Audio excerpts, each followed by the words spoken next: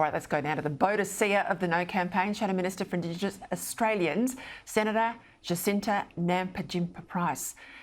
Well, Jacinta, you had on your shoulders all Australians who wanted equality and a colourblind constitution to continue on Saturday night. What was clear in that result, I reckon, was that we're all sick of being told that we've got to hate our country, be ashamed about our history. You say we've had a sorry day, we've had the apology.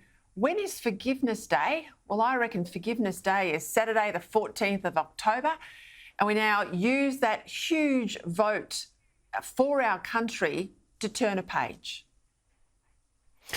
Look, I couldn't agree more, Peter. Australia, I think, has sighed a sigh of relief in understanding that, you know what, it's okay to be proud to be Australian and to move forward knowing that actually the vast majority of us wants what's best for all of us, particularly our most marginalised. I would say, though, that I know a wonderful bloke by the name of Danny Abdallah. He and his wife Layla are pushing for a Forgiveness Day, which I think is in early February. I had a wonderful conversation with him just this morning, in fact, about the whole idea of forgiveness in our country, and I'm very happy to join their campaign to establish a day of forgiveness for everybody, for all Australians across for many different various issues. But certainly I think that is about finalising that circle of healing. Here's a man and he and his wife have been through a tremendous, overcome a tremendous tragedy in their lives, and forgiven the man that took the lives of their children. And if somebody like that, if those two incredible Australians can do that, and that is something that is open for all Australians to move forward with. It's about freeing oneself, it's about healing oneself and moving forward, and I think it's a wonderful idea. I reckon part of the reason why the Aboriginal elites were so scared of you through all that personal abuse at you, Jacinta, is that you risk exposing that whole Aboriginal industry and their role in failing to close the gap. For all the organisations that they run, for all the money they have to spend, we know that money's not hitting the ground where it's needed, which begs the question, if the money's not there on the ground but the money's leaving Canberra, something's happening there in the middle, right? There's clearly issues of corruption and other things that need investigation. Peter Dutton says you are going to get into this issue now that the Voice has been resolved. Tell us more.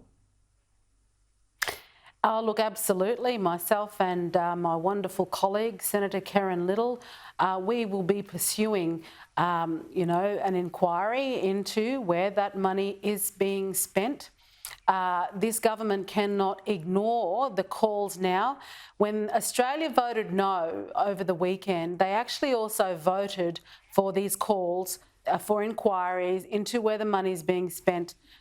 It's not just governments that have been responsible for the failures in terms of closing the gaps, but for those that have been funded to create outcomes to improve the lives of our most marginalised, they are also responsible. And of course, there are many organisations that came out as strong yes supporters because they want an entity in the Constitution that they can rely upon to do their bidding. But now, they have to understand that there are Indigenous women in Parliament who are prepared to ask the tough questions, and they need to be answered for the benefit of our marginalised.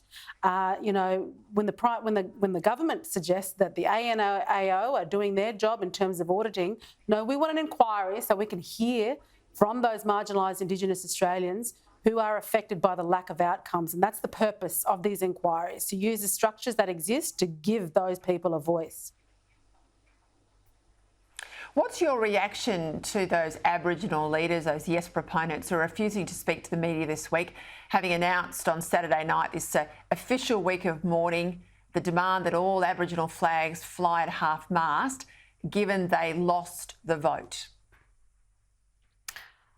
Look, I think people need to do some reflection as to, not, I guess, wanting to front up an understanding that Along with those Australians that voted no are a lot of Indigenous Australians that voted no.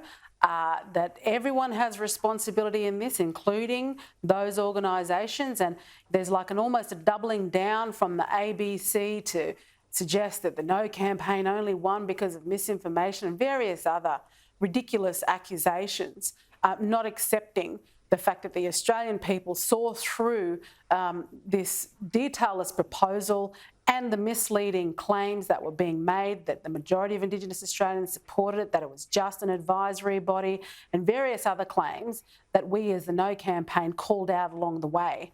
And I think they need to respect that. The majority, we live in a democracy, the majority has determined the outcome, and that needs to be respected going forward. Jacinta Nampijinpa Price, I don't think I could imagine this result, this outcome, without you in that role at the helm.